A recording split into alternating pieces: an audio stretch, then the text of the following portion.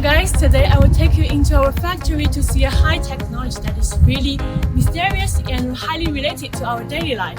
Energy storage, in simple terms, is a process of storing energy and release it when we need it. It is like a huge power bank for our phone. We charge it when it's free, and when our phone is out of power, we release the power inside this power bank. Energy storage is everywhere in our factories. It helps us balance electricity demand and ensure stable operation of production lines. For example, when electricity demand is peak, energy storage devices can release storage energy, and when there is an excess supply of electricity, they can store excess energy.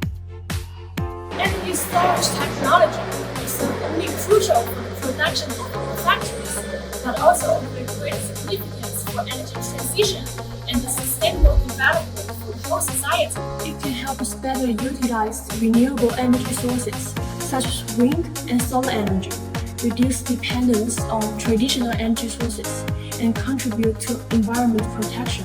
Alright, that is all today. I hope everyone can have a brief understanding of energy storage. Let's pay more attention to the energy storage development and create a more sustainable society. Thanks for watching. Bye bye.